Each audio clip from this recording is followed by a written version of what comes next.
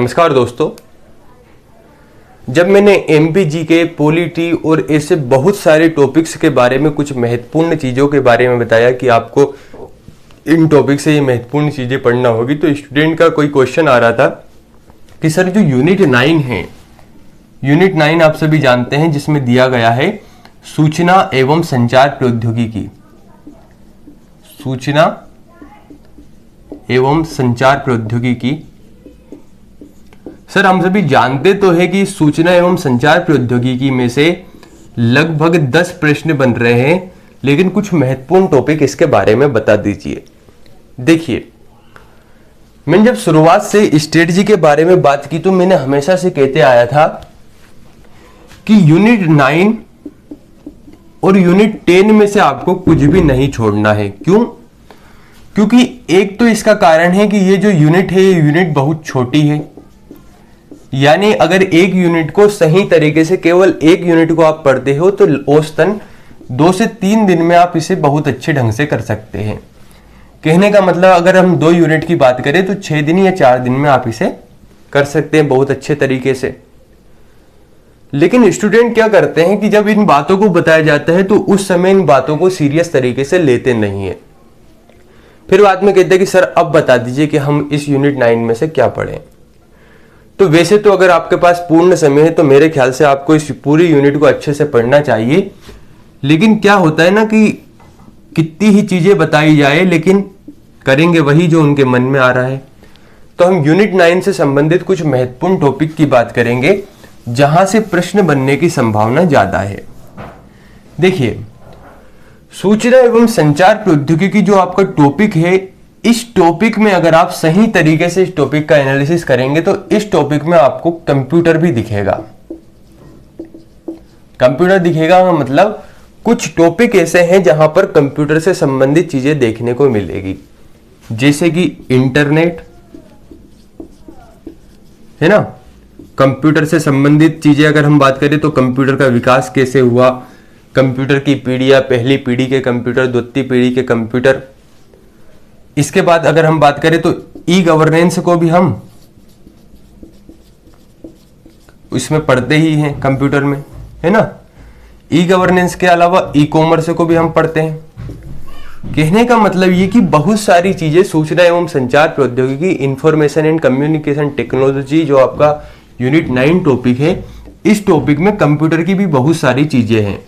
तो कहने का मतलब ये टॉपिक इतना छोटा है नहीं जितना आप इसे समझ बैठे हैं। तो सर अब समस्या ये आती है कि इसमें हम करें क्या, कि आखिर इस यूनिट को हम जितना छोटा समझ रहे थे उतनी छोटी यूनिट है नहीं, तो इसमें से महत्वपूर्ण टॉपिक पढ़े क्या।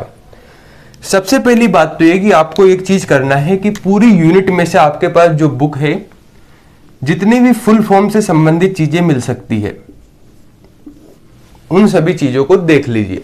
फुल फॉर्म से मतलब ये है मेरा कि आप बहुत सारी चीजें आप पढ़ेंगे, जैसे कि ASCII है ना, इसका फुल फॉर्म क्या है आप पढ़ेंगे। इसको सूचना एवं संचार प्रौद्योगिकी के अंतर्गत जब आप चीजों को पढ़ेंगे, CAIR इसका फुल फॉर्म क्या है ना। बार्क का फुल फॉर्म क्या हो गया। बार्क के अलावा अगर हम बात करें और भी बहुत सारी चीजें कि इनका फुल फॉर्म क्या होता है। दूसरी चीजें क्या करना है कि कुछ महत्वपूर्ण टर्म आपको लगेंगे, जैसे कि CAIR है ना।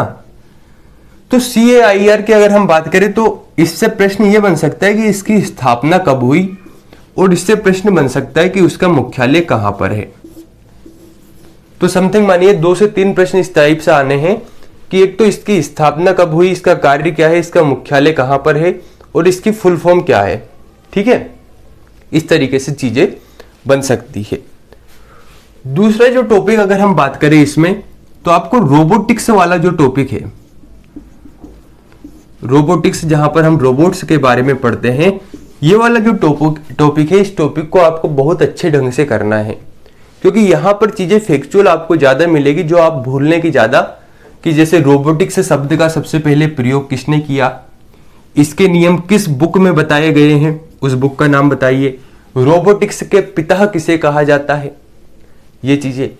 तीसरी चीज आपको एक बात और ध्यान रखना है कि जहां जहां कोई चीज है उसके पिता किसे कहते हैं, जैसे कि आर्टिफिशियल इंटेलिजेंस की बात करें, यानी कि अगर हम बात कर रहे हैं आर्टिफिशियल इंटेलिजेंस की, कृत्रिम बुद्धिमत्ता की बात कर रहे हैं, तो आर्टिफिशियल इंटेलिजेंस के पिता किसे कहा जाता है, यह आपको ध्यान रखना चाहिए। दूसरी बात, अगर उसका नाम आपको पता है तो फिर यह भी देखना है कि अगर उससे संबंधित कुछ महत्वपूर्ण बात है, जैसे कि अगर उनके द्वारा कोई बुक लिखी गई हो तो उस बुक को देखना है, या उनसे संबंधित कुछ अन्य चीज है तो उसको देख लेना है। कहने का मतलब क्या है कि एक तो हमें यह देखना है कि कोई भी जो टॉपिक है उस टॉपिक में हमें फुल फॉर्म देखना है, फुल फॉर्म के अलावा उस टॉपिक के पिता किसे कहा जाता है। तो हमने क्या देखा, एक तो फुल फॉर्म हो गया, रोबोटिक्स हो गया, इसके पिता किसे कहा जाता है। अब इसके बाद में क्या देखना है कि आप कुछ टॉपिक देख रहे होंगे, जैसे ई गवर्नेंस की हम बात करते हैं, है ना। ई गवर्नेंस की अगर हम बात करें तो आपको यहां पर कुछ फैक्ट मिलेंगे, उन फैक्ट को रट डालिए। अगर आपसे डिटेल में नहीं भी पढ़ा जाता है तो इस टॉपिक में जो जो फैक्ट मिलते हैं, केवल ई गवर्नेंस में नहीं, ई कॉमर्स की बात कर लेते हैं, केवल ई कॉमर्स नहीं, इंटरनेट की बात कर लेते हैं, इंटरनेट की बात ना करें तो कंप्यूटर की कर लेते हैं, है ना।